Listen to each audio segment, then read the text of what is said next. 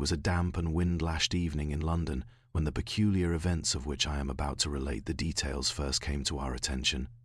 The gas lamps struggled valiantly against the thick, creeping fog that shrouded the city in a ghostly pall, and the faint rattle of a distant hansom cab upon the cobblestones seemed unnaturally loud in the eerie stillness. I had returned from a routine call at St. Bartholomew's Hospital, weary from the day's consultations, and was immediately struck by the unusual quiet that had settled over Baker Street. Holmes, as always, was already at home, ensconced in his armchair before the fire, a pipe smouldering between his fingers, and his sharp eyes glinting with that peculiar light which always presaged some adventure, whether trivial or grave. Holmes' singular concentration was evident in the minute precision with which he handled a delicate sheet of paper, a letter, I assumed, for he seldom allowed me the privilege of inspecting his correspondence. The room itself was arranged in that characteristic fashion that had become familiar to me. A scatter of chemical apparatus along the corner table, an assortment of obscure implements and powders, and stacks of books whose titles ranged from the esoteric to the utterly incomprehensible. Even amid this apparent chaos, Holmes' mind maintained a crystalline order. "Ah, Watson," he said without looking up, "you return at a moment most propitious.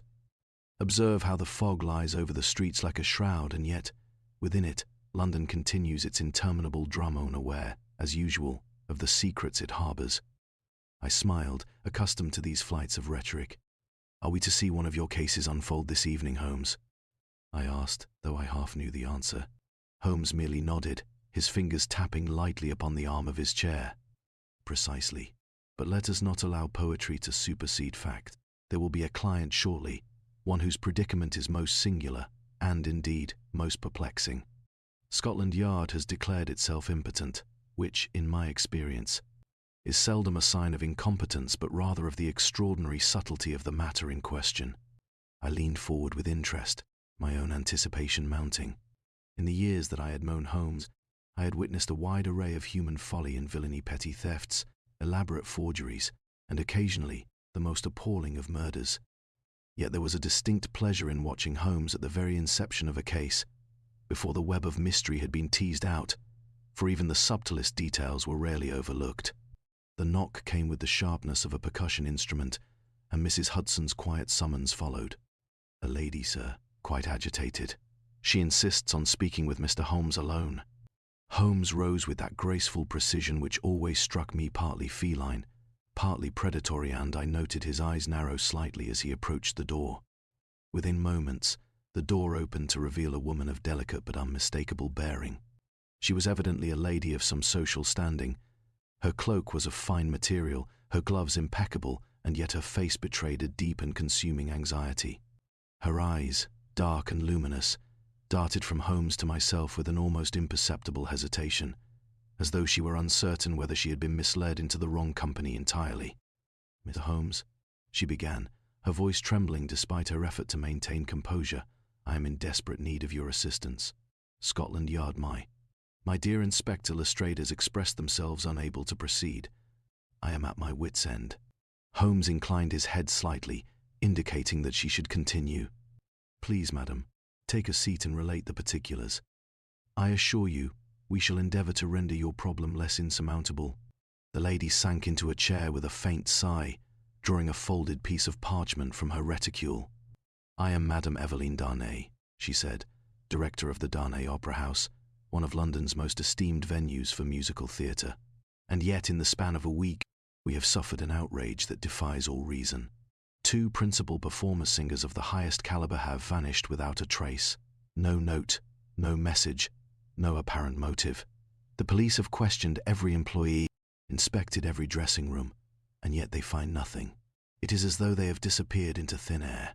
Holmes' eyes gleamed with interest, and I could see the faint, involuntary lift of his lip, a sardonic expression that always foretold the unravelling of a particularly knotty problem.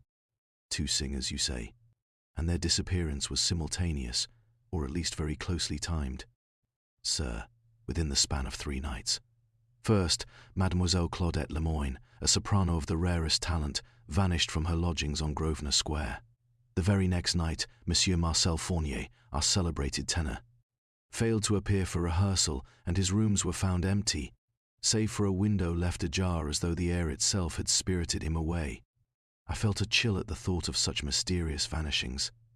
London, with all its clamour and congestion, had not been so quiet that one might hope for disappearance without notice. Yet the very impossibility of these events rendered them all the more compelling. Holmes, seated once more with his long fingers steepled beneath his chin, regarded Madame Darnay with that peculiar intensity which always suggested that he was seeing far more than the mere facts presented. "You say there are no messages, no ransom notes, no indication of coercion. Have you considered whether these persons might have departed voluntarily?" Madame Darnay's expression tightened. "I would never have believed it, Mr. Holmes, yet neither of them exhibited the slightest intention to leave. Both were devoted to their craft. To suggest they might abscond willingly would be preposterous." Holmes' eyes glittered, as if he were already calculating 1,000 variables in the silence between her words. Preposterous, perhaps, but not impossible. And yet, he continued, with that subtle intonation that always set me on edge, the means by which such disappearances have been effected must involve a sophistication and a knowledge of human behavior uncommon even among the criminal classes. Your case is already intriguing. I, for my part, was acutely aware of the way Holmes' mind leapt and turned, considering the angles invisible to the rest of us. There was the hint of a smile playing about his lips, faint as the curve of a dagger, and I understood that this was no ordinary domestic mystery. Some deeper, more intricate design was at work, one that would demand the full complement of his powers. "Then, Mr. Holmes," Madame Darnay implored, "you will take the case. Surely I have come to the right person." Holmes rose once more, his long figure cutting a stark silhouette against the firelight. "Madame, the matter promises difficulty, but also fascination. I shall take the case. Watson, you will accompany me naturally." I could not suppress a shiver of anticipation, though I endeavoured to appear composed.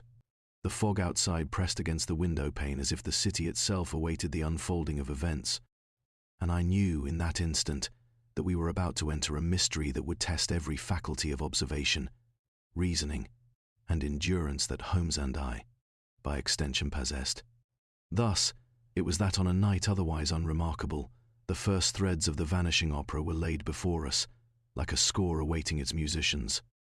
And as I watched Holmes' eyes glimmer with the anticipation of a hunt, I understood that the coming days would plunge us into a labyrinth of secrets, shadows, and subterfuge from which we might emerge wiser or not at all. Little did we know that this seemingly simple tale of missing singers would stretch into a tapestry of intrigue so complex, so devious, that even Holmes would be compelled to exercise every ounce of his formidable intellect and mine in faithful accompaniment before the final note was struck. The following morning dawned grey and oppressive, the sort of pallid light which London seems determined to cast upon its citizens during the late autumn months. A thin drizzle fell intermittently, turning the cobbled streets to slick ribbons and rendering the fog heavier than before, as though the city were deliberately conspiring to obscure the events we were about to unravel.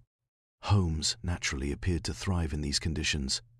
He moved with the precise grace of a predator, eyes flicking from one detail to another, observing minutiae invisible to most men. I, in my customary role as chronicler and assistant, followed at a respectful distance, my medical sensibilities attuned to the discomfort that a damp, cold day imposes upon the constitution. Our destination was the Darnay Opera House, situated in the West End, its facade grand yet austere. Even at this early hour, a few stagehands lingered at the doors, their expressions subdued by the recent string of inexplicable disappearances. Madame Darnay herself met us at the entrance, her demeanour still anxious but tempered by the faint hope that perhaps Holmes could unravel the enigma which had so confounded Scotland Yard. "Mr. Holmes, Dr. Watson," she greeted, bowing slightly. "I am grateful that you have come so promptly. The theatre has been in a state of unrest since the events of last week. Rehearsals have been disrupted, morale is low, and, well, the press is relentless. We must act quickly." Holmes inclined his head politely. "Indeed, madam. Pray show us the scene most relevant to the disappearances. It is often in the places overlooked, rather than the obvious, that a case is won or lost." We were led first to the dressing rooms of the missing performers. Mademoiselle Lemoyne's suite was modest but tastefully arranged, her personal effects neatly maintained. Save for a single curious anomaly, a music stand positioned at an awkward angle, as though hastily moved, with a sheet of music turned backward so that the notes were unreadable. Holmes' eyes gleamed as he noted this, crouching to inspect the detail with the intensity of a man accustomed to uncovering secrets hidden in plain sight.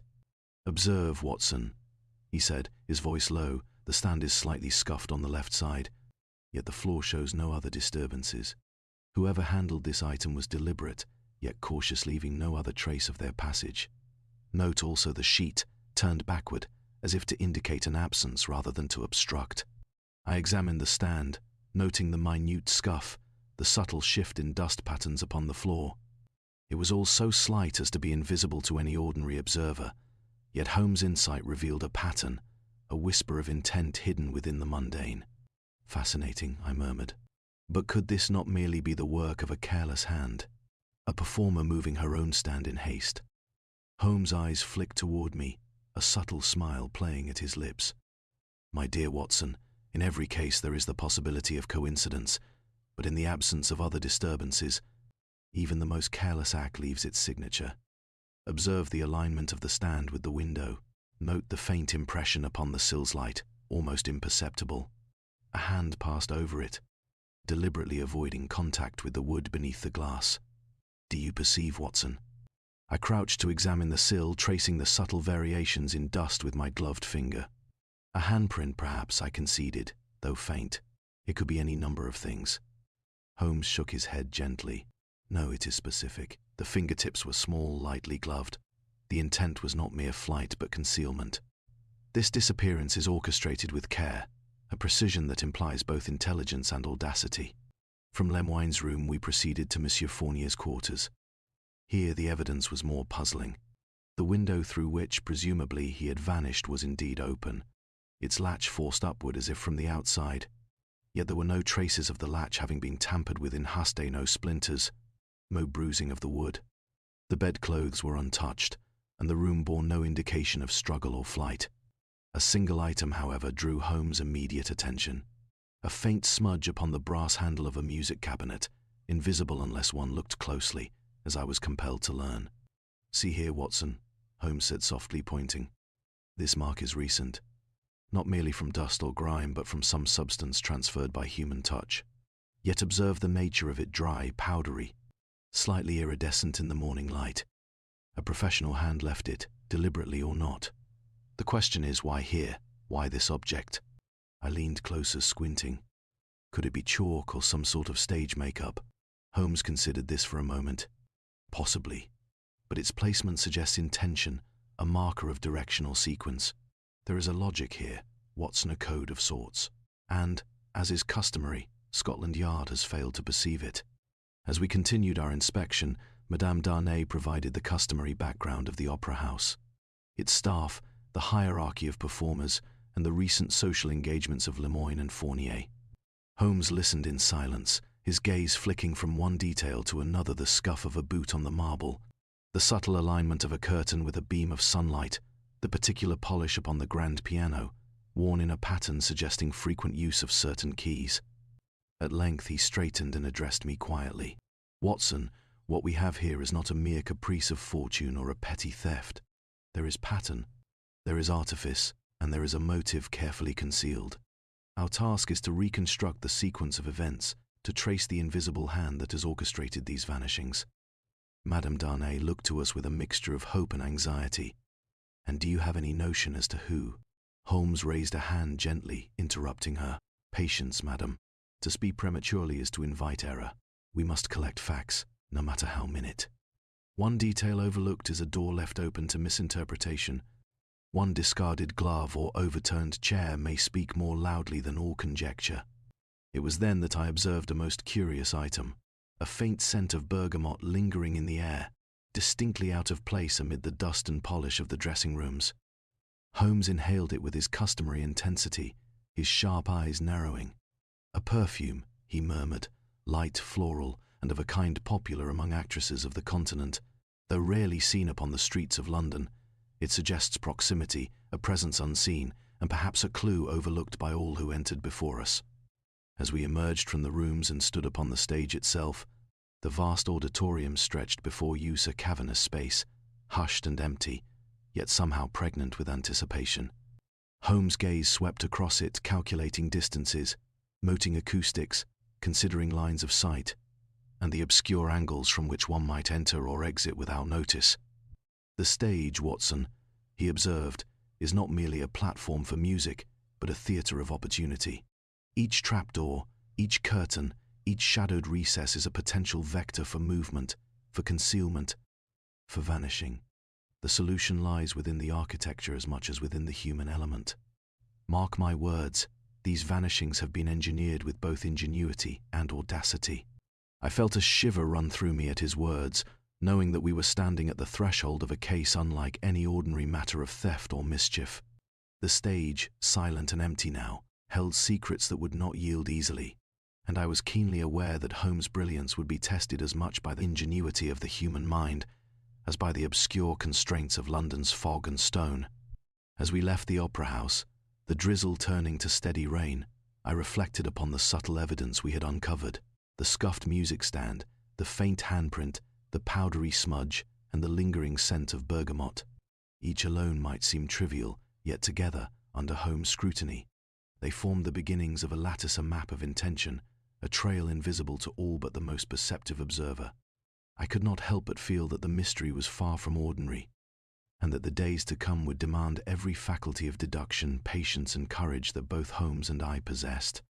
And so, with the opera house receding behind us in the foggy morning, we embarked upon a pursuit that would take us into the labyrinthine streets of London, into the hidden alleys and theatres, and, as I would soon learn, into the shadowed corners of human ambition, envy, and deceit. The day following our inspection of the Darnay Opera House was one of peculiar anticipation. London, cloaked in its usual grey drizzle and fog, seemed to hold its breath as if it too awaited the next development in the mystery of the vanishing performers. Holmes, unusually restless, moved about Baker Street with a precision bordering on obsession, handling his chemical reagents, rearranging his notes, and occasionally pausing to peer out the window at the gas lamps struggling against the gloom. I, faithful chronicler and companion, observed his restlessness with equal parts curiosity and concern. There is a singular energy that seizes Holmes when a case presents real complexity. It is an energy that appears at first chaotic but is, in reality, the exact calibration of a mind at full capacity.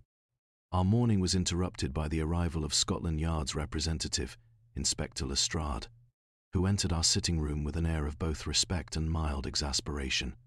He was a solid man, methodical to the point of doggedness, but lacking, as Holmes often remarked, the imagination required to perceive the subtleties that lie between the obvious facts. "Holmes, Watson," Lestrade began, placing his bowler hat upon the side table, "I must admit, I am somewhat relieved to see you here. I have reached the end of my patience with this case, and I am frankly astonished that someone of your reputation has been called to intervene." Holmes inclined his head slightly, fingers steepled beneath his chin. "Your astonishment, Inspector, is noted, but it would be prudent to acknowledge, as you surely have, that the disappearance of Mademoiselle Lemoyne and Monsieur Fournier is neither trivial nor ordinary. Pray, what leads have you pursued thus far?" Lestrade's expression tightened. "We have interviewed all staff and performers, checked all lodgings, followed every possible route of exit from the theatre, and yet nothing. No letters, no clues. No hint of foul play, or so it seems. The only element we have considered seriously is a man named Victor Caro, recently employed as an understudy. He is young, ambitious, and frankly, ill-tempered. Several witnesses suggest he bore resentment toward the principal performers. In short, he is our prime suspect." Holmes' eyes, sharp and assessing, glimmered. He did not speak immediately, but there was a momentary pause, a silence pregnant with deliberation. "Ambition and ill-temper, you say? And yet," he added after a pause, "these are traits that describe a fair portion of London's populace. Resentment is an unsatisfactory motive unless we are also provided with an opportunity and the means to execute a crime of this magnitude." Lestrade looked momentarily flustered. Well, he had the opportunity. He had access to the theatre, to the dressing rooms too. Holmes raised a single finger, cutting him off. "Opportunity alone does not constitute guilt, Inspector, and the absence of evidence connecting him directly to the disappearances is telling. It is precisely this absence which compels further scrutiny.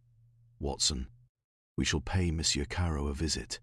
It is in the nature of the intelligent mind to test hypotheses, and in this case, hypothesis must meet observation. I followed Holmes through the wet streets, my coat damp and my hat heavy with the persistent drizzle. We arrived at Caro's modest lodgings, a small residence in Bloomsbury, where the narrow hallway smelled faintly of dust and coal smoke. The young man himself opened the door, a striking figure with sharp features and restless eyes, clearly taken aback by our visit. Monsieur Caro, I presume? Holmes began, his voice level but commanding. We wish to ask you a few questions concerning recent events at the Darnay Opera House. Caro's eyes darted nervously, his hands trembling slightly. I do not understand why you would suspect me, sir. I have performed my duties faithfully. His words trailed off, uncertain. Holmes did not interrupt. Instead, he began a meticulous inspection of the room. He noted the precise alignment of Caro's music sheets, the peculiar arrangement of the furniture, the faint impressions upon the carpet, subtle indications of movement and habit. He paused briefly at a corner, examining a tiny scuff upon the baseboard. Curious, he murmured, almost to himself. These marks, combined with the overall tidiness of the room, suggest a temperament conscious of observation. You live here alone, monsieur? Yes, sir. Holmes' gaze shifted sharply to meet Caro's. And yet, there is a faint scent of bergamot in the air, hardly the scent of solitude. Might I ask, monsieur, whether you have recently entertained a visitor who wears this fragrance? Caro paled. Bergamot? Holmes nodded thoughtfully, his steepled fingers brushing his chin. Indeed, that is plausible. Yet the coincidence is worth noting, as it is also the same scent that lingered in the dressing rooms of the missing performers. One must consider, in matters of disappearance, whether scent is the faintest whisper of human presence or the deliberate misdirection of a clever hand. Caro's nervousness seemed to grow, but Holmes' attention had already shifted elsewhere. He inspected a faint scratch upon a window pane and the dust upon a windowsill, noting variations imperceptible to any ordinary observer. Your room is tidy, monsieur, yet contains anomalies of habit, which suggest either the presence of a visitor unknown to yourself or the careful placement of evidence to suggest innocence. One cannot be certain at this stage. I could see that Caro was struggling to maintain composure, his jaw-tight hands clenching at his sides. Holmes, sensing the tension, allowed a brief silence before speaking again. Monsieur Caro, for the present you are not accused. But consider this. Those who vanish often leave traces unseen to ordinary eyes, and those who attempt to mislead often do so with a knowledge of what is and is not perceptible. You may be entirely innocent, or you may be a small cog in a machine whose design has yet to be fully revealed. Caro's eyes widened in alarm, and I could not help but feel a pang of sympathy for the young man, whose composure had clearly been shaken by our methodical inspection. He stammered a few more words of protest, and then, with a hesitant bow, Holmes took his leave, remarking only that we would continue our inquiries elsewhere. As we emerged into the rain, I turned to Holmes, curious despite my understanding of his genius. Do you believe he is guilty, Holmes? He seems genuinely frightened. Holmes' gaze swept the foggy street, his expression unreadable. Guilt is rarely evident in emotion alone, Watson. Fear can be caused by conscience, by circumstance, or even by the sheer weight of suspicion. The fact that Caro exhibits signs of nervousness does not confirm his guilt. Yet his proximity to the vanishings, coupled with these small anomalies, the scent, the scuff, the subtle irregularities, demands that we consider him a subject of observation rather than immediate judgment. We shall see. The truth, as ever, lies beneath the obvious. We returned to Baker Street, my mind buzzing with the implications of our visit. Caro's nervousness, the faint scent of bergamot, the subtle markers of intention in his lodgings, all these pieces formed a mosaic of uncertainty. Holmes, of course, seemed entirely composed, yet I could detect the glimmer of intrigue in his eyes. Thus concluded the initial scrutiny of our first suspect, a young man whose ambition and temper were sufficient to draw the attention of the police, yet whose innocence or culpability remained far from settled. In the days to come, we would encounter further evidence, false trails and deeper shadows of intent. And I knew, with a certainty I could not yet articulate, that the vanishing of the opera's luminaries was merely the prelude to a far more elaborate design. The morning after our visit to Victor Caro's lodgings, the city awoke under a heavy, persistent fog that clung to the streets like a damp shroud. London in such weather is a study in contrast. The gas lamps struggle feebly against the grey pallor, the clatter of cab wheels is muffled by the mist, and even the distant cries of street hawkers seem hushed, as if the entire metropolis is holding its breath. Holmes, as I have often observed, thrives in such conditions. There is a clarity in obscurity for him, a focus sharpened by the dulling of distractions. We began the day, not with the Opera House, but with a consultation at Baker Street. Holmes had spread before him an array of notes, sketches, and correspondence maps of the opera's interior, lists of staff and performers, and a collection of newspaper clippings recounting the vanishings. He was examining them with the intensity of a man possessed, his long fingers steepled beneath his chin, eyes narrowing into slits as though attempting to pierce through the paper into some hidden truth beneath. "Watson," he said abruptly, startling me from my own review of the documents. "Observe this." He tapped a minute marking on the map of the Opera House.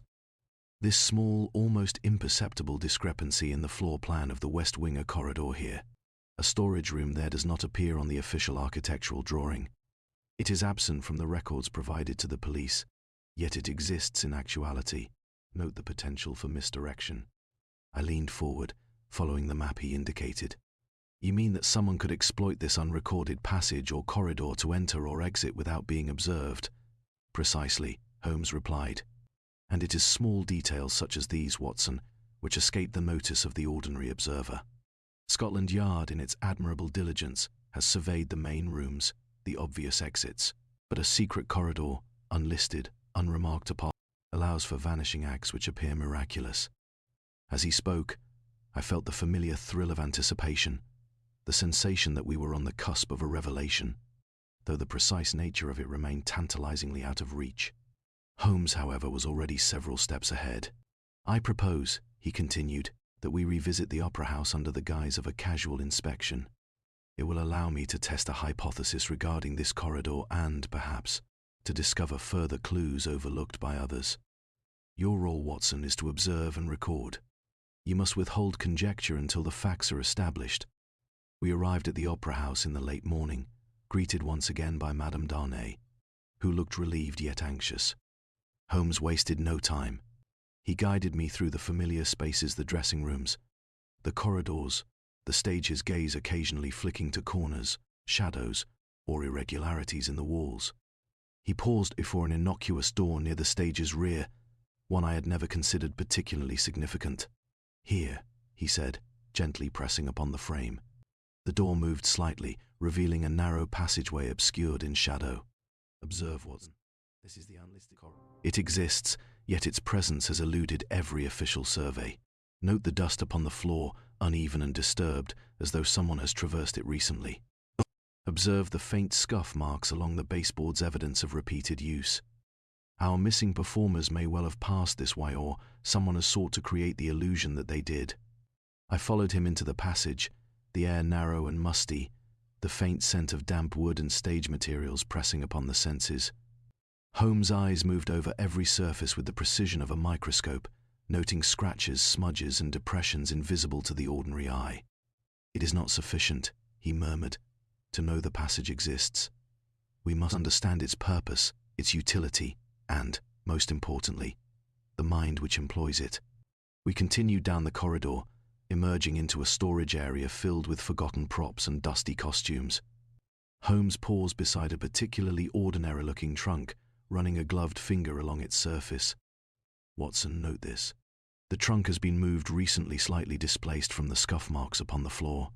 Such a trivial observation to most, yet it may indicate that it has been used to conceal or transport an object or even a person. The question is, what object and for what purpose?" While Holmes examined the trunk, I turned my attention to a faint mark on the wall above it, a small discoloration, almost imperceptible, yet sufficiently distinct to suggest a removed hook or bracket. "Could this have held a lamp or a prop?" I asked. "Perhaps," Holmes replied, "or perhaps it held a signal of some sort. Every detail matters, Watson. you will find that what is trivial in appearance is often of the utmost consequence in the theatre of human cunning. It was then that Holmes crouched and examined the floor beneath the trunk. He ran his fingers over a faint powdery residue, similar to what we had observed in Monsieur Fournier's quarters. Notice the composition, Watson. Slightly iridescent, almost imperceptible unless one knows precisely where to look. A deliberate trace, perhaps left by the perpetrator, or a clue inadvertently dropped. This, I believe, will prove crucial in understanding the method of disappearance. I bent closer, inhaling the faint scent that accompanied each combination of bergamot and something metallic, faint as a whisper. Holmes' gaze lifted to meet mine. A signature, Watson. Not the signature of the thief, nor of the missing performers, but of the architect of misdirection. They leave us hints, if we know where to observe, if we know the language of subtlety. You see, the art of concealment is as much psychological as physical. The mind which orchestrates such vanishings delights in the shadow of ambiguity. As we returned to the main corridors, Holmes paused to inspect a small ledger that had been left by one of the opera's stagehands. He leafed through it with rapid precision, noting dates, deliveries, and entries that might have seemed mundane to anyone else. "Ah," he murmured, "here is something of interest. A delivery recorded on the night of Lemoyne's disappearance. Of no obvious consequence yet, the weight is noted inaccurately, the sender is anonymous. This discrepancy is slight, almost trivial, yet it may point to the very mechanism by which the disappearances were effected." I observed his intensity and could not help but marvel at the way his mind transformed the ordinary into the extraordinary. Where the police had seen emptiness and coincidence, Holmes detected narrative and purpose, an unseen thread binding events together with inexorable precision. By the time we departed the opera house, the fog had thickened into an almost tangible curtain, the gas lamps glowing like distant stars in the murk. Holmes walked beside me in silence, occasionally muttering under his breath, a low cadence of reasoning that I could not yet fully follow. "Watson," he said at last, his voice quiet but firm, "the first layer of misdirection has been pierced. We have observed the corridor, the trunk, the iridescent powder, and the ledger discrepancy. Each alone might seem trivial, yet together they form a lattice. The next step is to determine who moves within this lattice, and to what end. And we must do so quietly, for those who orchestrate such events often observe as closely as we, and any premature action may compromise our progress." I could not suppress a shiver of anticipation. Here was a clue so subtle that it might escape the notice of every competent investigator save one.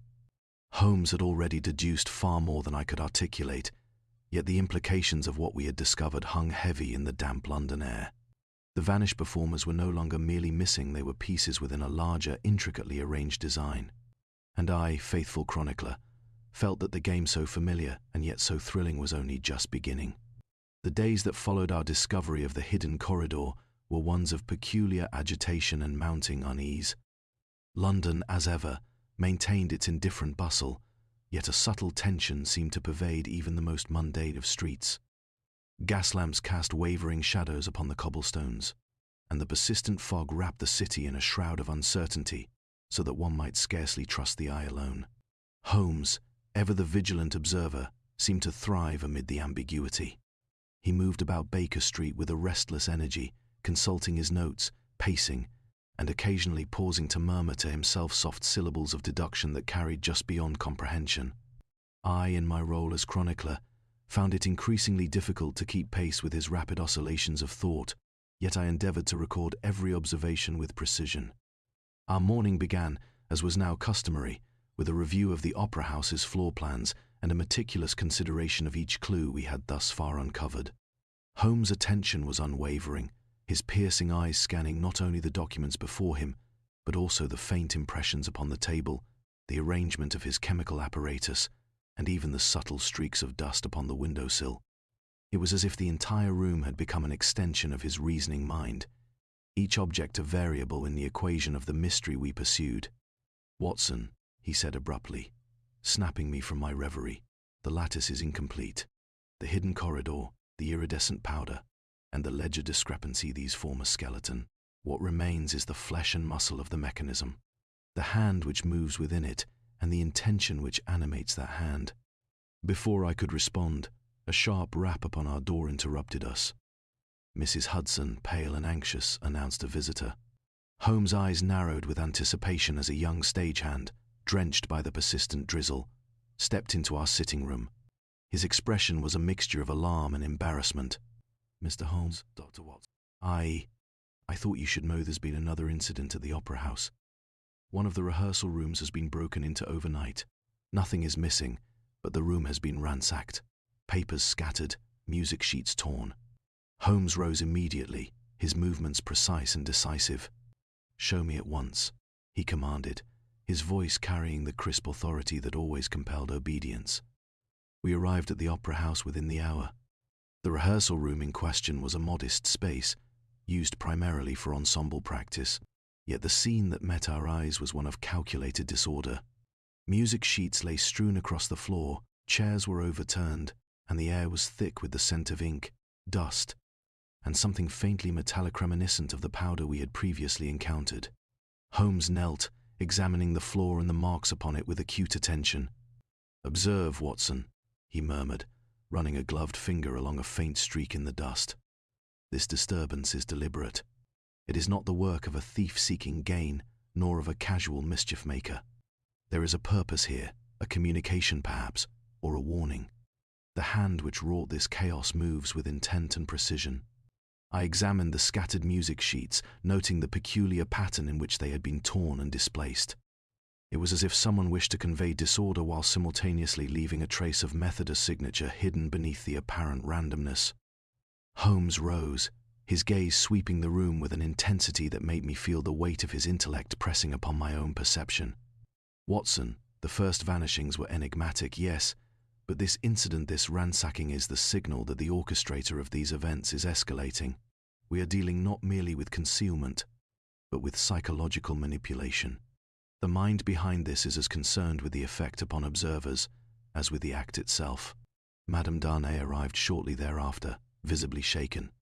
"Another incident?" she exclaimed. "How could this happen? My opera house, my performers, nothing is safe." Holmes' expression was unreadable. "Madam, calm yourself. While the events are troubling, they are not without pattern. Observe carefully, and the method will reveal itself. There is a logic, however subtle, which underpins this chaos." He motioned for me to follow as he began a methodical examination of the room. He noted the alignment of scuffs upon the floor, the direction in which chairs had been overturned, and the subtle smudges upon the piano keys. At one point he crouched to inspect the hinges of a cupboard, which bore faint traces of powder similar to that we had seen in both the hidden corridor and Monsieur Fournier's quarters. "Watson," he whispered, "this powder is a breadcrumb of intention. Its placement is neither accidental nor careless. It is left to guide, to mislead, or perhaps to test the perception of those who seek the truth. Note its consistency, the iridescent sheen, a detail so slight as to be invisible to the ordinary eye, yet unmistakable to one trained in observation." I bent closer, examining the fine particles, and felt a chill at the realization of how meticulous and deliberate these disturbances were. Someone had planned each move, each mark, with a precision bordering on artistry. As we continued, Holmes' eyes were drawn to a section of the wall near the rear of the room. A faint indentation suggested that a panel had been pressed or opened. Upon closer inspection, we discovered a small compartment, hidden behind the plaster. Inside lay a bundle of music sheets, neatly rolled and tied, as if placed deliberately for discovery. "Remarkable," Holmes murmured. "This is a clue left intentionally or perhaps inadvertently. The placement is precise, too visible to be wholly concealed, yet too subtle to be immediately noticed. It suggests the presence of a mind confident in its own cunning." Madame Darnay gasped. Could these belong to the missing performers?" Holmes nodded. "Possibly, but consider the context. The ransacking was deliberate, the powder placed with care. And this compartment discovered now, there is intention behind each act. Someone wishes to convey a message, Watson, though the nature of that message remains obscure. Our task is to interpret it accurately." I could not help but reflect on the escalating audacity of these acts. First the disappearances, then the careful examination of Caro, and now this ransacking. Each incident seemed designed not only to confound but to manipulate.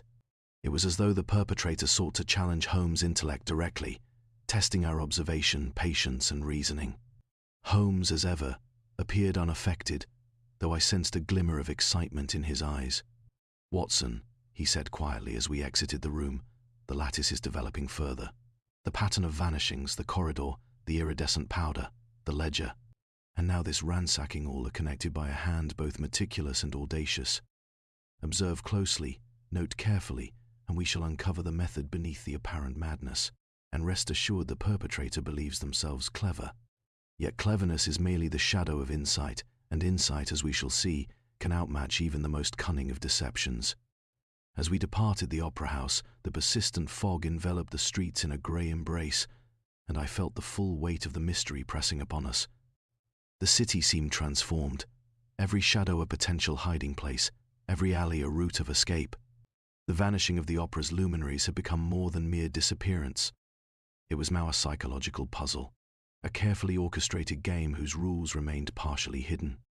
And as Holmes walked ahead, his silhouette sharp against the dim glow of gas lamps, I knew that the days to come would test both our intellect and our endurance. The game had grown more dangerous, and the stakes, though still obscure, seemed to rise with every passing hour.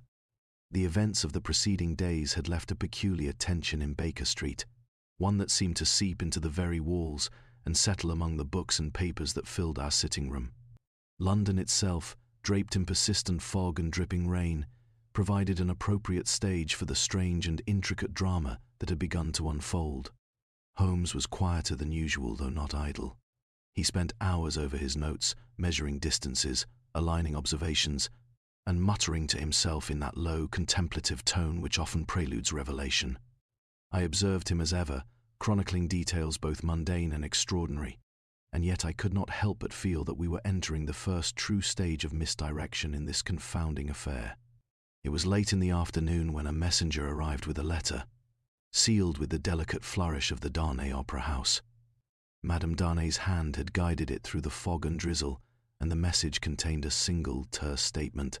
One of the stagehands, Gregory, had reported suspicious activity in a lesser-used rehearsal space, where he had glimpsed a shadow flitting across the windows before vanishing without explanation. Holmes read the note with a keen intensity, his eyes narrowing into slits. "Watson," he said quietly, yet with unmistakable emphasis, "observe. A shadow at dusk, near a window of little consequence. The police will likely seize upon this as evidence, but the matter is far subtler. There is intention here, the intention to mislead, to draw attention away from the true vector of disappearance. In short, the perpetrator enjoys the game and wishes us to chase shadows while the real movement occurs elsewhere." I was struck by the clarity of his reasoning, yet felt the familiar pang of frustration at the limits of my own perception. Where Holmes discerned intent in the faintest sign, I was often left merely registering the phenomenon itself. By evening, we arrived at the rehearsal room Gregory had indicated. The space was unremarkable in appearance, save for the faint marks upon the floor near the window-sill, which suggested recent traversal. Holmes crouched, fingers lightly tracing the faint dust lines, and his eyes glimmered with the first sign of triumph I had witnessed in days. "Watson, note the trajectory of the dust disturbance," he said, pointing subtly. "It is irregular, erratic in appearance, as though someone wished to simulate hurried movement. Yet observe the faint impressions near the corner, the subtle, deliberate hesitation marks. This is not a casual passerby. This is a performance meant to mislead. Gregory's shadow is a law, nothing more. The real passage lies elsewhere." I bent to examine the marks, attempting to see what Holmes had seen. Indeed, there was a subtle pattern I might otherwise have overlooked. Faint impressions that did not align with the hastily scattered dust, a whisper of intention beneath the apparent chaos. Holmes' capacity to perceive such minutiae never ceased to astonish me. Holmes rose and beckoned me forward. "We must now examine the auxiliary corridors leading from the main stage. It is in the interstitial spaces, those overlooked by ordinary surveyors, that the true movements occur. The shadow is a red herring, Watson, designed to distract both curiosity and pursuit." We proceeded into the narrow passages that ran behind the stage and storage areas, spaces I had not fully appreciated before. Holmes' gaze was unrelenting, darting from one scuff mark to another, measuring distances with his long fingers and calculating trajectories as though he were playing an invisible game of chess. "There," he whispered suddenly, halting before a subtle indentation in the wall.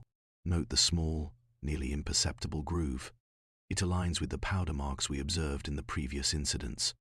A cord or mechanism may have been drawn through here, allowing discrete movement without immediate notice. I suspect the Vanishings exploit this exact feature. I ran my fingers along the groove, marveling at its subtlety. Could this have been overlooked by Scotland Yard? I asked almost rhetorically. Holmes' lips curved in a slight sardonic smile. Entirely wasn't. The ordinary mind sees only what it expects to see. Misdirection thrives upon expectation, upon assumption. How friend be they gentleman or criminal is confident that the obvious will divert attention from the ingenious. Our investigation was interrupted by the arrival of Inspector Lestrade, accompanied by 2 constables. He entered the auxiliary corridors with a brisk, confident air, expecting perhaps to assert the authority of the law. Yet even his practiced eyes betrayed uncertainty in the face of the subtle irregularities Holmes pointed out. "Holmes," Lestrade exclaimed. "We followed reports of suspicious movement. Gregory's description was precise. Surely you can confirm the culprit's passage?" Holmes shook his head, turning a sharp, precise gaze upon the inspector. On the contrary, Lestrade, what Gregory observed was intentional misdirection. The real passage, the hidden mechanism of movement, lies in spaces overlooked by casual inspection. Observe the groove, the faint powder, the alignment with auxiliary exits. These provide the true route, while the shadow casts a false narrative. Lestrade's face flushed with a mixture of frustration and embarrassment. "You mean to say we have been chasing nothing?" "Precisely," Holmes replied, in his cold, measured tone.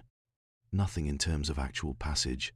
Everything in terms of appearance and psychological manipulation. Mote, however, that the person responsible desires observation. They wish us to chase shadows, while the true movement remains undetected.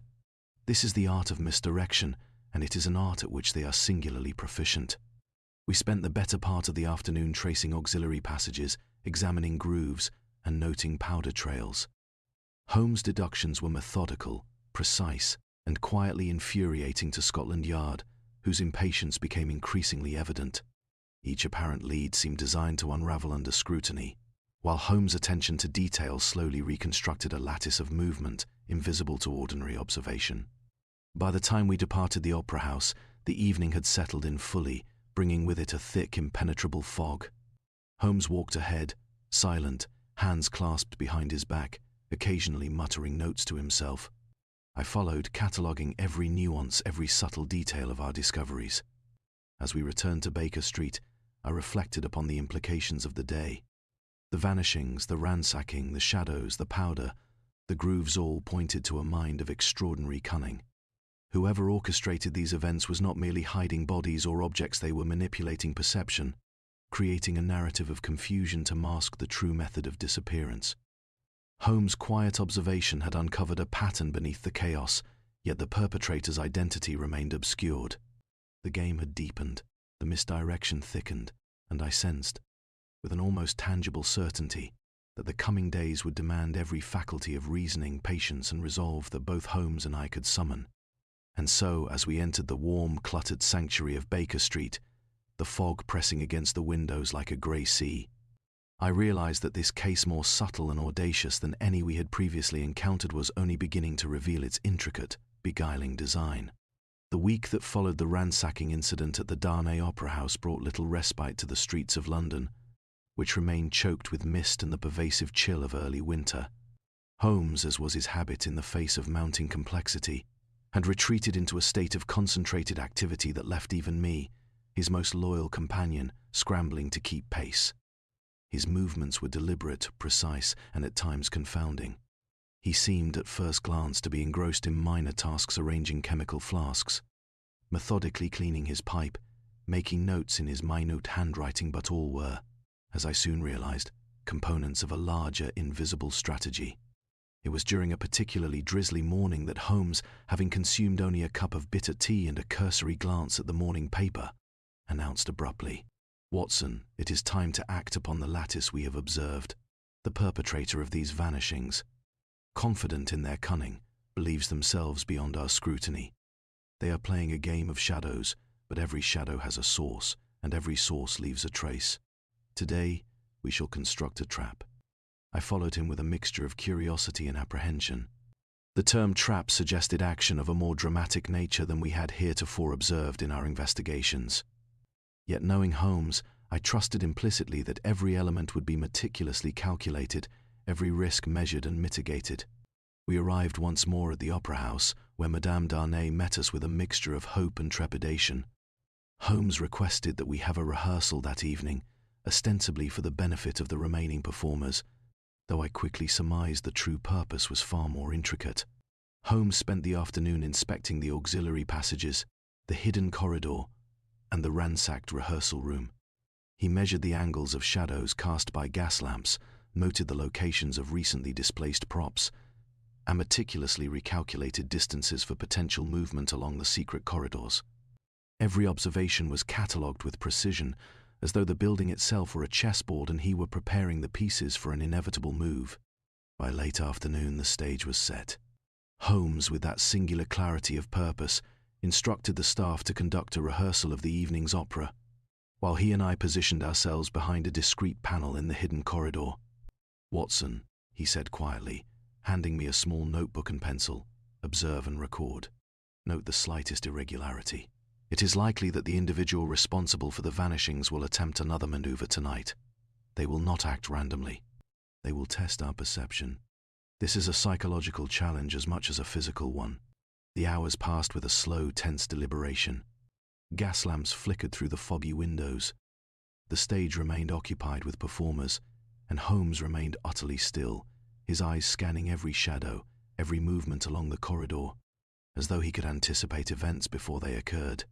My own attention was strained, noting the position of each staff member, each prop, each minor irregularity, but I knew that Holmes' perception far exceeded my own. Then, shortly after 9 o'clock, a subtle disturbance caught his eye. A faint scuff along the floorboards of the auxiliary corridor, almost imperceptible, yet enough to suggest the presence of a person moving deliberately but quietly. Holmes signaled me to remain still and raised his finger to his lips. Through the hidden passage we observed a shadowy figure, cloaked and masked, moving with the careful precision of one who understood the architecture of the building. The figure approached the ransacked rehearsal room, paused, and began to manipulate the small panel concealed behind the Waller panel, which we had previously discovered but left untouched in preparation for this moment. Holmes whispered, "Observe, Watson. The individual is attempting to retrieve or perhaps conceal something. Every motion is deliberate. Note the timing. Observe the hesitation. It is calculated but not flawless. They underestimate our preparation." I watched, breath held, as Holmes slowly advanced along the hidden corridor, silently closing the distance between us and the intruder. The shadowy figure seemed unaware of our proximity, absorbed entirely in their task. Holmes' hand moved with lightning precision, and with a sudden, swift motion, he seized the figure by the arm, pulling them silently into the recesses of the corridor. The assailants struggled for a moment before recognizing the futility of resistance. Holmes held them with unerring strength, yet without apparent violence, and drew back the cloak and mask to reveal a young man, Victor Caro. My heart leapt at the sight, though Holmes' expression remained unreadable. "Holmes," I exclaimed, partly in relief and partly in surprise. "It is Caro, but—" I thought him innocent. Holmes' eyes, cold and calculating, met mine. "Watson, the appearance of guilt is a matter of observation and misdirection. Caro, while complicit, is not the architect of these vanishings. He is a pawn drawn into the lattice of deception we have been tracking. Observe the manner of his movements, deliberate yet constrained. Someone directs him, manipulates him, and uses his ambition and resentment as instruments." Caro, panting and disoriented, stammered, I did not mean. I only followed instructions. I thought I was helping," he said. His words trailed off. Holmes nodded, releasing him and allowing him to slump against the wall. "Precisely, Watson. He acts under direction, believing himself clever. But the true mind remains hidden, confident that our attention is misled. The cleverness lies not in his actions alone, but in the orchestration that compels him to act." We escorted Caro to a secure room in the Opera House, ensuring he could offer no further opportunity for confusion. Holmes then returned to the hidden corridor, inspecting the grooves, powder marks, and auxiliary passages with meticulous care. "Watson, he said finally. The lattice is now partially revealed. The player is visible, yet the mastermind remains concealed. We have compelled an error, extracted a pawn, and observed the hand of the invisible strategist. The next step requires patience, subtlety, and the continued scrutiny of all details, however minor they may appear. As we departed the opera house in the thick fog of midnight, I reflected upon the evening's events. Holmes had acted with a precision that made the intricate trap almost invisible to the casual observer. The misdirection that had ensnared Scotland Yard, the subtle psychological cues, and the careful orchestration of Caro's involvement revealed a mind of extraordinary cunning at work behind the veil of apparent chaos. London's fog seemed denser than ever as we returned to Baker Street, and I felt the weight of anticipation pressing upon us. The game was now entering its next, far more dangerous phase. The criminal or criminals were aware that Holmes was closing in, and I sensed that every move would be more audacious, more subtle, and more daring than before. The vanishing of the opera's luminaries was no longer merely a physical mystery, it was a psychological labyrinth, and we had only begun to chart its corridors. The days that followed the apprehension of Caro were marked by a tense stillness at Baker Street, broken only by the faint clatter of cab wheels in the fog-laden streets below. Holmes moved about the apartment with an intensity that made every casual observer, myself included, feel both impressed and slightly apprehensive. There was a peculiar satisfaction in his demeanor, tempered by the deep, methodical patience that characterized his approach to complex cases. He had seized the first piece of the intricate puzzle, yet it was clear that he had already discerned far more than he revealed. On the morning following Caro's capture, Holmes called me to his side, drawing my attention to the array of sketches, maps, and notes we had accumulated over the course of the investigation. He had spent the night aligning details, plotting movements, and cross-referencing obscure clues that I had either overlooked or deemed inconsequential. "Watson," he began, his voice steady, "the lattice is now partially illuminated. Our apprehension of Caro has removed the first layer of obfuscation, yet the mind which orchestrates these disappearances remains concealed. Consider the elements we have observed: the hidden corridor, the iridescent powder, the ransacked rehearsal room, the shadowy movements observed by Gregory, and the subtle grooves within the auxiliary passages." I nodded, attempting to synthesize the threads of deduction. "It is as you said, Holmes. Each act, when considered alone, seems trivial. Yet taken together, they form a deliberate pattern, a calculated sequence designed to mislead all who seek the truth." Holmes' eyes gleamed with that familiar, sardonic light. "Precisely. And it is here that we may glimpse the character of the mastermind. Observe, Watson, the distinction between a mere criminal and a strategist. Caro, though complicit, is the former a man of opportunity and ambition, yet constrained by circumstance and direction. The true architect of these vanishings operates upon a far grander scale, employing subtlety and foresight that exceeds ordinary comprehension." He motioned toward the ledger from the opera house, which we had previously examined. Holmes traced his long fingers over the entries with methodical care, pausing on certain lines. "Here, Watson, is an inconsistency overlooked by both the staff and the authorities. The delivery of the evening in question was noted with a discrepancy in weight, and the sender's identity is conspicuously absent. The police, blinded by routine, see only the factual record. But to one trained in observation, the anomaly is a signature of deliberate irregularity, a breadcrumb of intention. It is neither coincidence nor oversight." I leaned closer, scrutinizing the ledger as Holmes directed. "A signature, you say?" Holmes inclined his head. "Indeed. Every masterful plan leaves a trace, however small, and this is one such instance. Caro's actions, though initially seeming autonomous, were in fact guided by this invisible hand. The person who manipulates others so deftly leaves subtle cues, challenges our perception, and seeks both to mislead and to test those who pursue them." He paused, turning his attention to the iridescent powder we had recovered from the hidden corridor. "This material, Watson, is another layer of communication. At first glance it appears incidental, a mere byproduct of passage. Yet its placement, consistency, and sheen indicate deliberation. The powder is a subtle marker, allowing the strategist to convey movement, to suggest or conceal paths within the labyrinth of the opera house. It is both an instrument and a message." I marveled at Holmes' capacity to discern such minutiae. Where I saw dust and confusion, he perceived intention and design. It was a reminder, once again, that his intellect operated upon a plane far removed from ordinary comprehension. "Now, Watson," he continued, moving toward the map of the opera house, "observe the alignment of the auxiliary corridors with the primary passageways. At first glance, one perceives only a series of disjointed routes, yet when traced against the pattern of vanishings, a lattice emerges. Each movement is choreographed to mislead, to suggest randomness, yet it is governed by a precise geometric logic. The shadow observed by Gregory, the ransacking of the rehearsal room, and Kara's manipulation of the hidden panel all converge within this lattice. The first layer of the design is thus revealed. I studied the maps, the ledger, and the corridor sketches, attempting to see what Holmes had already illuminated. Slowly, the pattern began to emerge, a web of interconnected paths, subtle diversions, and calculated disturbances, all intended to mask the true movements of the missing performers and the actions of their unseen orchestrator. Holmes' voice softened, almost to a whisper, as he added, "And yet, Watson, this is but the first layer. The true mind behind these vanishings remains concealed. Confident that the intricacy of their design is beyond our grasp, they anticipate our observations, manipulate our assumptions, and craft misdirection with the skill of a seasoned strategist. But even the most careful architect leaves evidence crumbs that, when assembled with care, reveal the larger design." I could feel the tension in the air, a mixture of anticipation and apprehension. Holmes' deductions had illuminated the first layer of the mystery, yet the ultimate solution remained tantalizingly out of reach.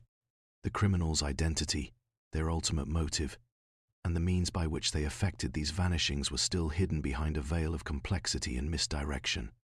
Holmes rose, pacing with a purpose that suggested both impatience and calculation. "Our task now is to observe, to anticipate, and to probe the lattice further. The next move will reveal additional layers, and we must be ready. The strategist is patient, and so must we be. Every detail, however minor, is a thread in the tapestry. We shall unravel it, Watson, and the ultimate truth will emerge." I could not help but feel a mixture of awe and trepidation. Holmes' capacity for insight was astonishing, yet the game he described was far more intricate than any case we had previously encountered. The vanishings, the misdirection, and the deliberate manipulation of perception suggested a mind of extraordinary cunning, one that would test every faculty of reasoning and observation we possessed. As we left Baker Street that evening, the fog once again enveloped the streets, the gas lamps casting wavering shadows upon the wet cobblestones. I felt the weight of anticipation pressing upon us. The lattice of the mystery had begun to take shape, yet the ultimate design remained obscured. The vanishing performers, the ransacked rehearsal room, the hidden corridors, and the subtle traces of misdirection were all pieces of a puzzle that promised to challenge even the formidable intellect of Sherlock Holmes. And as Holmes walked ahead, silent, hands clasped behind his back, I realized that we had uncovered the first layer of the truth, but the deeper, more intricate layers were still hidden. The game was far from over, and the master of misdirection was still very much at large. London awoke that morning under a peculiar stillness, as if the city itself were bracing for the unfolding of some ominous design.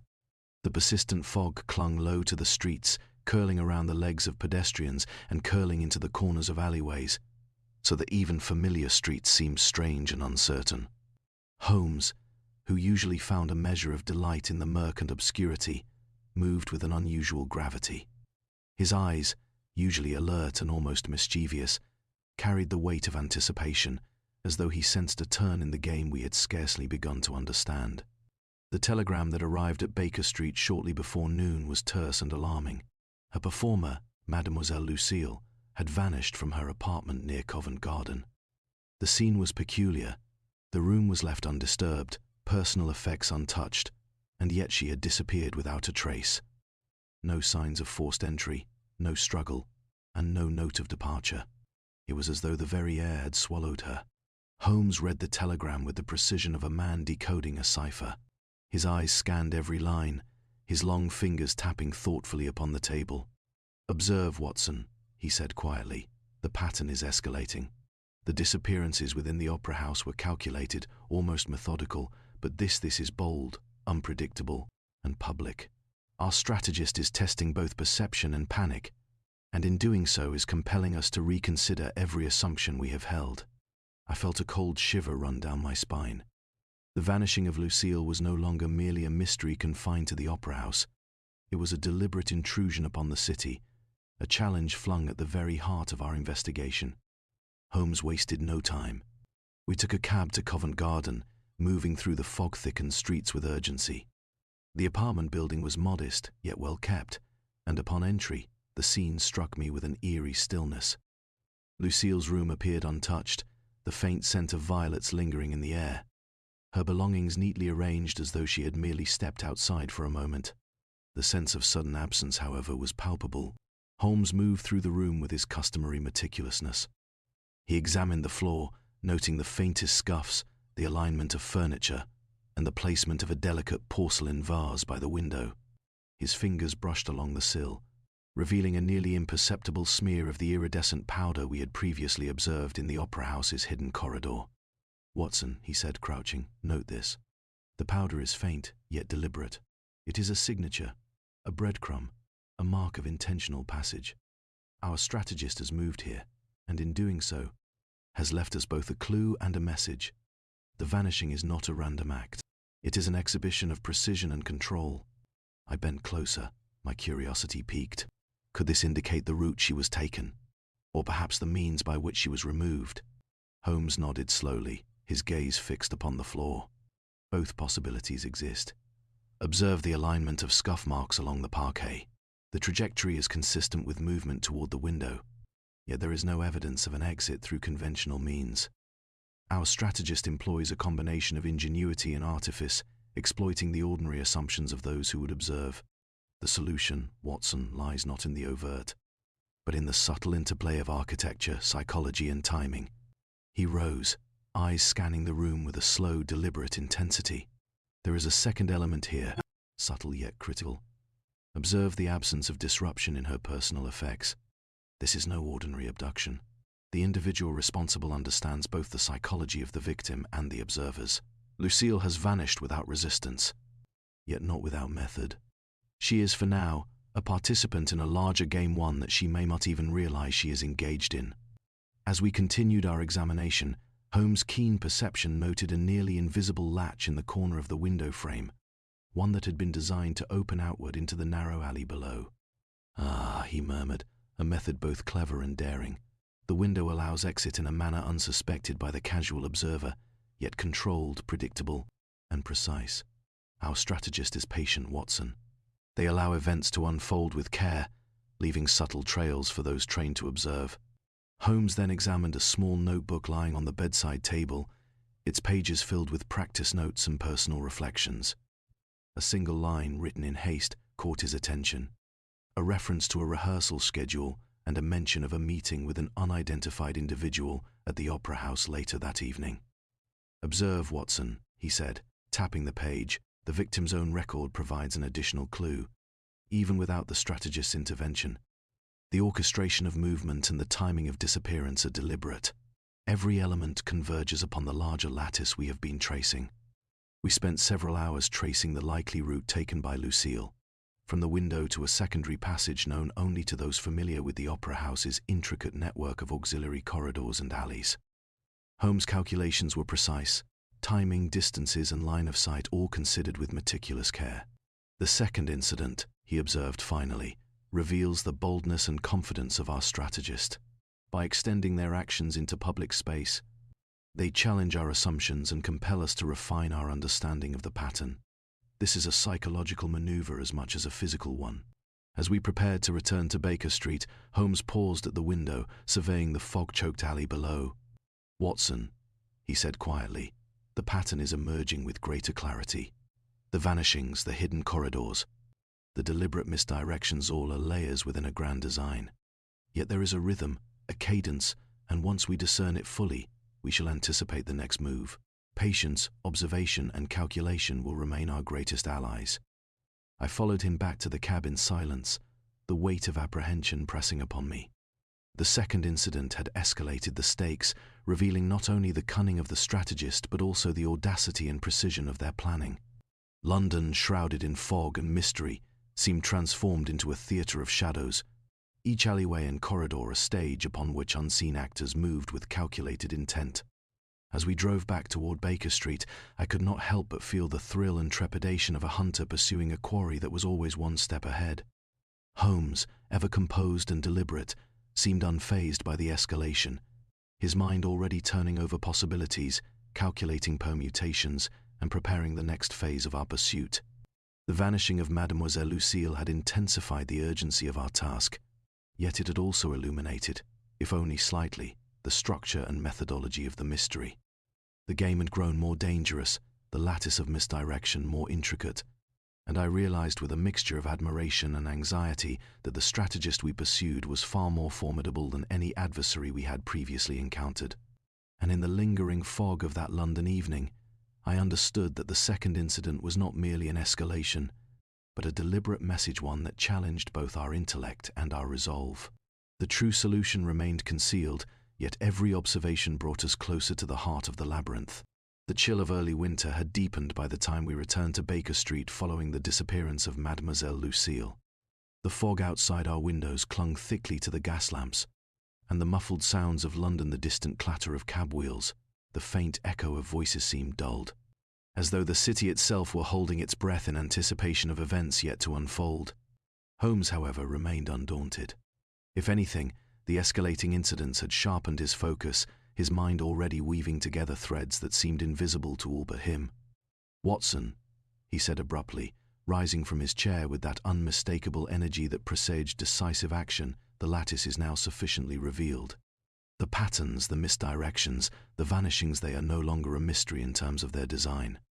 What remains is the mind that directs these movements, the architect who believes themselves beyond detection. It is time to compel their help." He moved about the sitting room with deliberate precision, gathering maps, sketches, and notes while I attempted to keep pace. Holmes' plan, as I would soon observe, was less about pursuit and more about orchestration. He intended to draw the strategist into a situation of their own making, yet one fully anticipated and controlled by him. It was a trap not of brute force, but of intellect, patience, and psychological subtlety. We returned to the Opera House that evening, ostensibly to oversee the rehearsal schedule, though it became immediately clear that Holmes had other intentions. He instructed the remaining performers to continue their work, while he and I occupied the hidden corridor, observing from a vantage point that allowed the entire network of auxiliary passages to be monitored. "Watson," he whispered, handing me a small notebook and pencil, "we are no longer mere observers. We are architects of circumstance. The individual responsible for these vanishings is confident, audacious, and meticulous, yet they operate within constraints, however subtle. Our task is to manipulate." Hours passed with a tense deliberation. Gas lamps flickered, casting dancing shadows across the stage, and the faint creak of floorboards echoed through the otherwise silent corridors. Holmes remained motionless for much of the time, his eyes scanning every corner, every subtle movement, and every irregularity that might betray the strategist's presence. At last, shortly before midnight, a faint sound almost imperceptible alerted Holmes to movement. A shadow, slight and deliberate, flitted along the wall of the hidden corridor. I froze, watching as Holmes, with the precision of a seasoned predator, observed every nuance. The placement of the feet, the hesitancy of the hand, the subtle pause at the threshold of a doorway. "There," he whispered. "Observe, Watson. The strategist believes themselves unseen, yet they underestimate our preparation. Every motion is a piece of their plan, yet also a thread of our counter-design." The figure approached the ransacked rehearsal room, pausing before the panel concealed behind the wall. Holmes signaled me to remain perfectly still. With a swift, precise movement, he advanced along the corridor, positioning himself to intercept without alerting the intruder. The strategist, evidently unaware of our observation, manipulated the panel with practiced skill. Holmes, silent as the fog outside, seized the figure just as they attempted to remove a bundle of music sheets from the hidden compartment. The struggle was brief. The individual's confidence faltered when met with Holmes' calm, unyielding strength. With deliberate care, Holmes drew back the cloak and mask, revealing a face both familiar and yet charged with audacity, none other than Monsieur Fournier, the composer whose absence from the Opera House had first prompted Madame Darnay's desperate appeal. I felt a sudden chill. The very architect of these vanishings stood before us, their mastery of misdirection laid bare. "Holmes," I exclaimed, partly in disbelief and partly in admiration. "It is Fournier. But how could he orchestrate all this without suspicion?" Holmes' gaze was cold, unflinching. "Observe, Watson. The strategist thrives not by brute force, nor by obscurity alone, but by the manipulation of expectation. Fournier relied upon our assumptions. That a composer, immersed in music, would be incapable of cunning, that a performer, once vanished, would remain hidden by circumstance alone. That a shadow, a trace of powder, or a ransacked room would mislead even the most vigilant observer.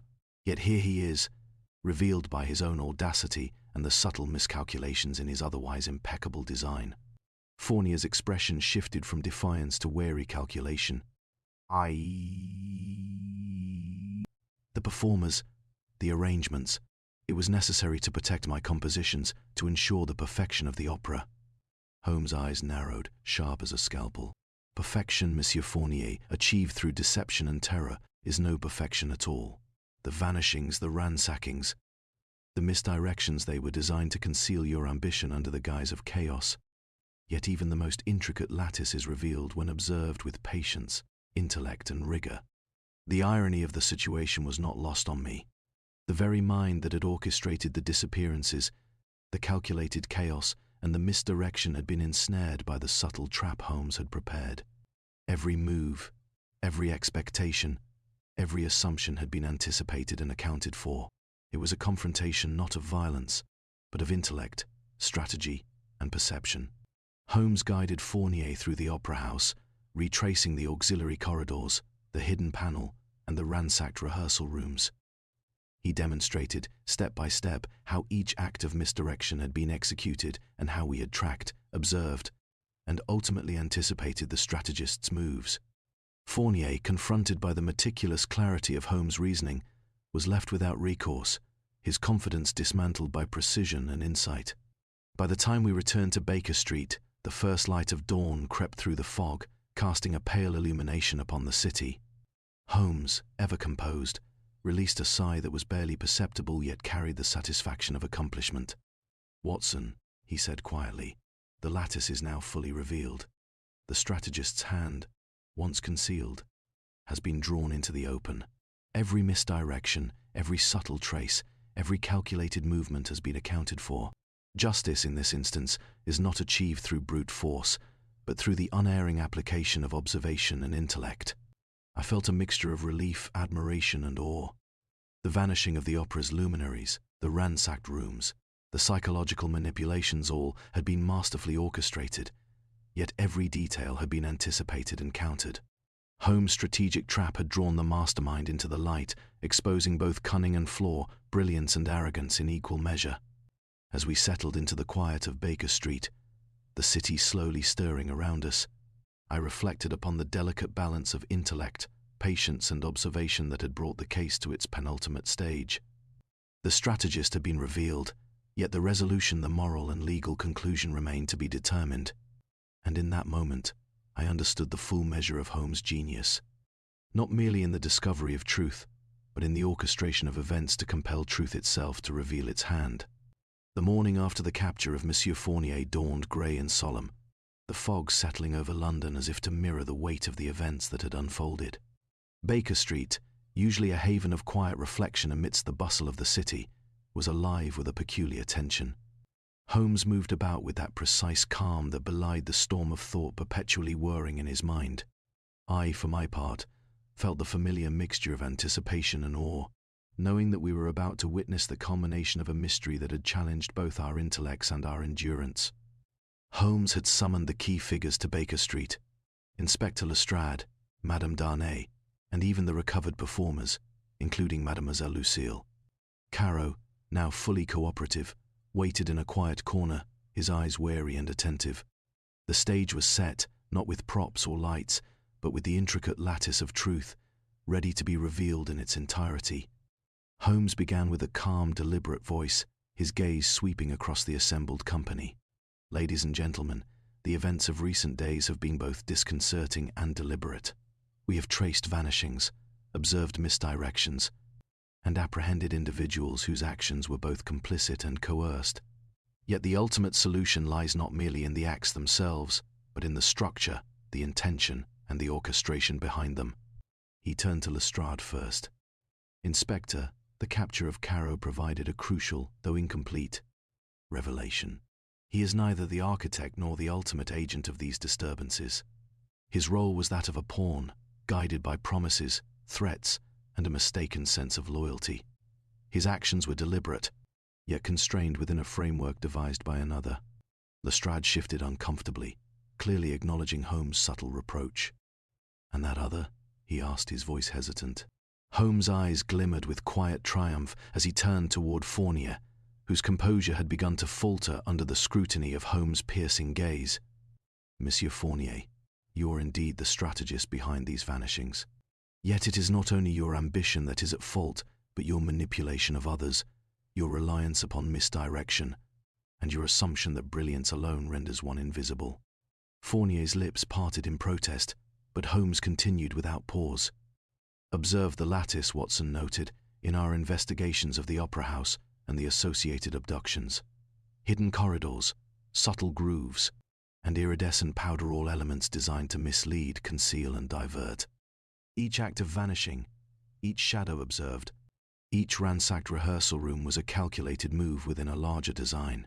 Yet the design contained its own imperfection, a subtle misalignment, a trace overlooked which allowed us to anticipate and counter your maneuvers." Holmes moved to the map of the Opera House, now spread upon a table. He traced the auxiliary corridors, the hidden panels, and the various paths used to remove performers from view. Here the ransacked rehearsal room, here the hidden panel that Caro manipulated. Here the auxiliary corridors exploited by your strategy. Every action was deliberate, yet every trace was preserved, however faintly, for those trained to observe. You underestimated patience, calculation, and the meticulous application of intellect. Madame Darnay, who had remained silent, spoke at last, her voice trembling. "Mr. Holmes, all these disappearances, what was the purpose?" Holmes fixed her with his unwavering gaze. "Protection of intellectual property, madam, and the pursuit of artistic perfection, or so Fournier believed. He sought to remove interference, to ensure that the performances and compositions met his exacting standard. Yet in doing so, he placed fear and confusion above all else, exploiting both the performers and the city for his own ends. Excellence cannot be imposed through terror. Genius cannot command obedience through deception. The moral of this intricate plot is as instructive as the mechanics themselves." He turned then to Fournier, who now seemed pale, subdued, and yet still defiant. "Monsieur, your calculations were precise, your misdirections sophisticated, and your foresight impressive. Yet the error lies in human unpredictability, in the capacity of an observer to anticipate, interpret, and act with deliberate intelligence. You left traces, monsieur, breadcrumbs that reveal intention, method, and ultimately, identity." Holmes proceeded to demonstrate step by step how the vanishings had been accomplished. He showed the hidden panel, the grooves that allowed movement without detection, the subtle powder used as a marker, and the routes Caro had taken under direction. Every layer, every misdirection, every assumed coincidence was revealed as a deliberate element of the master plan. Fournier, confronted by the clarity of these deductions, could offer no further defense. Holmes concluded with a reflection that was as philosophical as it was precise. The strategist's pride is their undoing. Intelligence, cunning, and foresight are invaluable, yet they must be tempered by ethics, by humility, and by the understanding that no design, however brilliant, can escape scrutiny forever. We observe, we interpret, and we act not merely upon evidence, but upon the anticipation of intention. This is the art of detection. The assembled company remained silent, each person absorbing the weight of the revelation. Fournier, at last, was taken into custody, and arrangements were made to restore the vanished performers to their positions at the Opera House. Caro, though complicit, was offered leniency in recognition of his role as an instrument rather than a mastermind. I felt, as I often did in moments such as these, a mixture of relief, admiration, and humility. Holmes' intellect, patience, and moral clarity had unraveled a plot of extraordinary audacity and complexity. Yet beyond the triumph of detection lay the deeper lesson. that perception can be manipulated, that misdirection can be artfully applied, and that truth, however obscured, is ultimately discernible through careful observation, methodical reasoning, and unwavering patience. As the day drew to a close, Holmes and I returned to the quiet of Baker Street. The fog outside had lifted slightly, revealing the familiar contours of the city streets. Holmes, ever contemplative, sat before the fire, his gaze distant, as though already pondering the next intricate mystery awaiting him in the labyrinthine streets of London.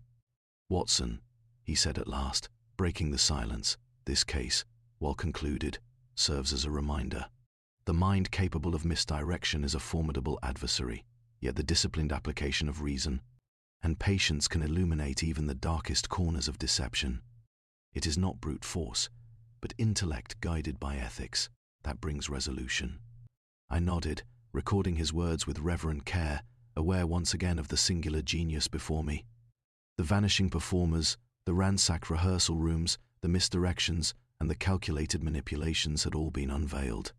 The lattice, once hidden, had been exposed in its entirety, and justice measured, precise, and subtle had been restored. As the evening deepened and the streets of London whispered beneath the dim glow of gas lamps, I reflected upon the extraordinary series of events we had witnessed. The strategist had been revealed, the mystery unraveled, and the city, if only slightly, restored to order. Yet the lessons of patience, observation, and intellect lingered in the quiet of Baker Street, a testament to the enduring brilliance of Sherlock Holmes. The events of the preceding weeks had left a lingering weight upon London, a city accustomed to the fog of mystery and intrigue, but seldom confronted with a puzzle of such audacity and precision. Baker Street, in contrast, seemed a haven of calm, the quiet of our sitting room a gentle reprieve from the turmoil that had gripped the Opera House and the surrounding streets. Yet, for all the calm, the lessons of the case remained vivid, their echoes resonating in every corner of the room, in every shadow cast by the flickering gaslight. Holmes, as always, sat in contemplative stillness, his gaze occasionally wandering toward the fireplace, yet never absent from the train of thought that had carried him unerringly through the labyrinth of the vanishing opera. I, with notebook in hand, endeavored to chronicle the final reflections of both the case and its resolution, conscious that this would be among the most extraordinary of our adventures. The resolution of Monsieur Fournier's scheme had restored not only the missing performers, but also a measure of moral equilibrium to the Opera House. Madame Darnay, her countenance both relieved and grateful, had expressed her profound gratitude for Holmes' intervention. Caro, though implicated in the orchestration of the vanishings, had been treated with a careful leniency, his compliance and eventual cooperation allowing for the full unraveling of the strategist's plan. Holmes, however, was ever careful to temper triumph with reflection. "Watson," he said, his voice deliberate and soft, "the resolution of this case is not a celebration of cleverness alone. It is a reminder that intellect, however brilliant, is only truly valuable when guided by principles. Fournier's ingenuity was considerable, yet it was misapplied, diverted by ambition and arrogance. In the pursuit of perfection, he sought to manipulate and terrorize, forgetting the ethical dimension that must govern even the most subtle of plans." I could not help but ponder the paradox that Holmes highlighted so eloquently. The brilliance of the human mind, capable of crafting intricate lattices of deception, yet vulnerable when divorced from ethical consideration. "Indeed, Holmes," I replied, "it is a sobering thought that genius may mislead, not merely others, but itself, when untempered by conscience." Holmes inclined his head slightly, a rare gesture of agreement. "Precisely, Watson.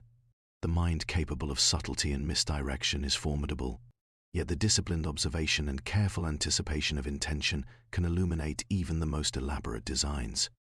In every action there exists a trace, however faint, a signature of intention. It is this, and not mere fortuity, that allows the truth to emerge." The fog outside had begun to lift, revealing the muted outlines of London's streets, glimmering with the soft reflection of gas lamps upon wet cobblestones. There was a quiet satisfaction in the restoration of order, yet Holmes remained contemplative, as though already considering the next intricate challenge that might demand his intellect. "Watson," he continued, his gaze distant yet precise, "cases such as these, while rare in their audacity, remind us that observation, reasoning, and patience are the pillars of detection. The strategist believes themselves beyond scrutiny, Yet every action, every decision, and every trace leaves a mark upon the lattice of events. The task of the detective is to perceive these marks, interpret them, and act with precision. Justice is not always immediate, but it is ineluctable when guided by intellect and ethical resolve. I recorded his reflections with meticulous care, aware that these words would, in turn, illuminate the principles of detection for those who might read or hear the account. Yet beyond the theoretical, I was struck by the human dimension of the events, the fear, hope, and courage of those involved, and the subtle interplay between manipulator and observer that had defined the course of the investigation. Holmes rose at last, moving to the window and surveying the awakening streets of London. The city, shrouded in fog only hours before, now displayed a muted clarity, a symbolic reflection of the resolution that had been achieved within the walls of the Opera House. "Watson," he said softly, "the Vanishing Opera is concluded, yet its lessons endure. Vigilance, meticulous observation, and ethical reasoning, these are the tools that transform intellect into justice. And though the strategists believed themselves hidden, every trace, however subtle, allowed us to anticipate and respond. It is a testament not merely to deduction, but to foresight and moral discernment." I paused, absorbing the weight of his words. The case, extraordinary in its ingenuity, now stood as a testament to the enduring principles of detection: careful observation, rigorous reasoning, and the ethical compass that distinguishes the brilliant from the malevolent. As Holmes moved to settle once more by the fire, I reflected upon the peculiar thrill of witnessing his mind at work. The orchestration of the trap, the patient unraveling of the strategist's plan, and the final revelation had been a masterclass in intellect applied with precision. Yet it was the moral clarity that accompanied his reasoning, the insistence upon justice, tempered by insight and human understanding, that rendered the resolution both satisfying and instructive. The city outside continued its slow awakening, the fog lifting to reveal the familiar contours of streets and rooftops, the occasional clatter of cab wheels resuming their rhythm. Within Baker Street, however, a sense of quiet reflection prevailed, a fitting conclusion to a case marked by audacity, subtlety, and profound intellectual engagement. Holmes, finally turning to me with a rare faint smile, added, "Watson, we have observed, interpreted, and acted. The Vanishing Opera is no longer a puzzle, and the lattice of misdirection has been fully revealed. Yet we must remain ever vigilant, for London always holds mysteries, and human ingenuity is boundless. Our task is eternal. But so too is the satisfaction of pursuing truth, however elusive it may be." I felt in that moment a profound sense of gratitude and admiration. To witness the resolution of such an intricate mystery, to see intellect and ethics combined in the pursuit of justice, was a rare privilege indeed. The Vanishing Opera, now brought to order and clarity, stood as a testament not only to Holmes' extraordinary deductive powers, but also to the enduring principles that govern reason, morality, and human understanding. As the evening deepened, and the shadows lengthened upon the walls of Baker Street, I settled once more with my notebook, recording the final reflections of the case. Outside, London breathed, its streets slowly reclaiming the ordinary rhythm of life. Within, the quiet triumph of intellect, ethics, and observation remained, a beacon of enduring truth in the fog-bound city. Thus concluded the extraordinary case of the Vanishing Opera, a mystery of audacity and ingenuity, unraveled through observation, reasoning, and moral insight, and preserved in memory as yet another testament to the unparalleled brilliance of Sherlock Holmes.